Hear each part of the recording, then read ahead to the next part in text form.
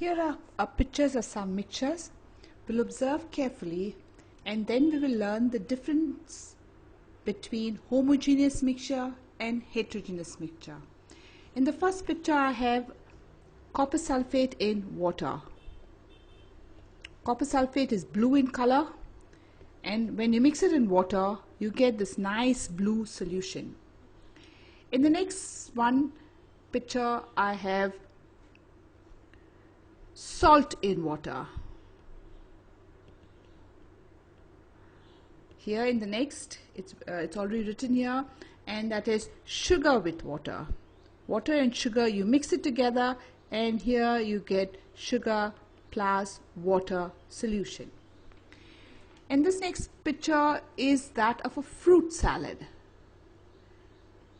There are different fruits like strawberries, kiwis mixed together. Here the next picture is oil in water. So this is oil plus water. In the next picture is we have potassium permanganate. Here it is potassium permanganate, and we have copper sulfate, which is blue in color, and when we mix we will get a mixture of potassium permanganate and copper sulfate. So here we have a mixture of both potassium permanganate and a copper sulfate and potassium permanganate. This is a mixture of both.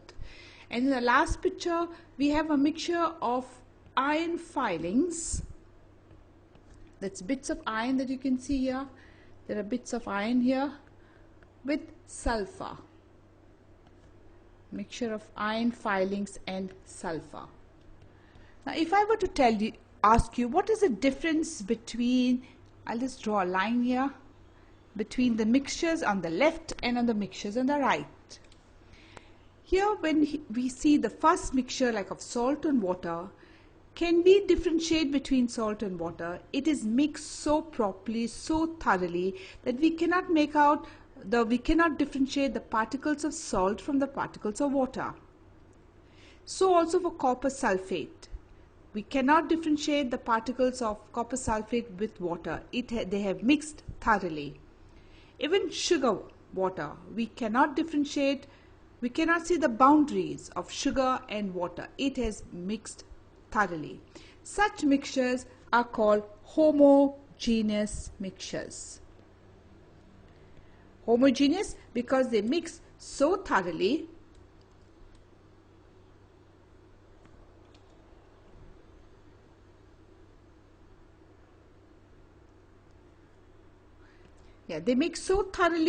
that you cannot differentiate the boundaries between the components. Now if you go to the second type of mixtures, you can see the boundaries. You can see the boundaries of the fruits, of the different fruits. Here oil and water, you can see the different particles of oil and the particles of water, they separate out. In the next of copper sulfate and potassium permanganate, you can differentiate the boundaries. Iron filings and sulfur, you can also differentiate the boundaries, and such are called heterogeneous mixtures. So in heterogeneous mixtures the boundaries of components can be differentiated, are very clear. In homogeneous the boundaries of the components is not visible. So let's differentiate between homogeneous and heterogeneous mixtures. So when it comes to composition, we can say the heterogeneous mixtures have a non-uniform composition. The components are not thoroughly mixed. While when it comes to homogeneous, we can say they have uniform composition, thoroughly mixed. Now let's go to boundaries. In a heterogeneous mixture, the boundaries are visible. The boundaries between the components are visible. So here we have boundaries of the components are visible. However, in this case, the boundaries of components are not visible. So they're not visible. The components get mixed up thoroughly.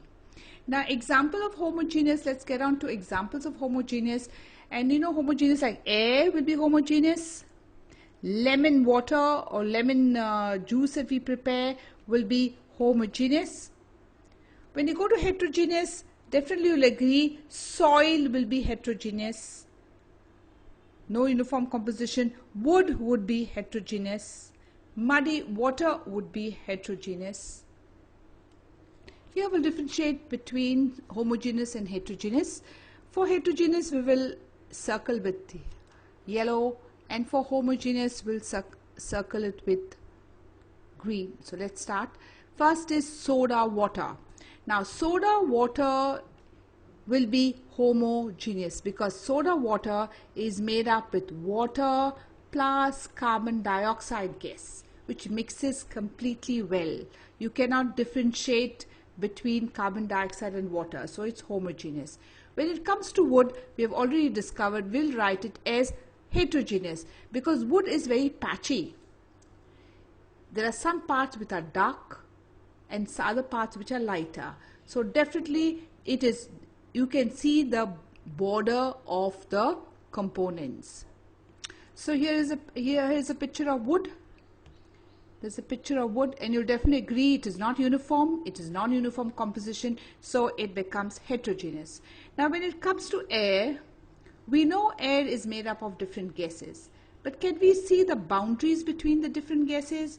Can we see where is oxygen and where is nitrogen? No, everything is mixed so uniformly.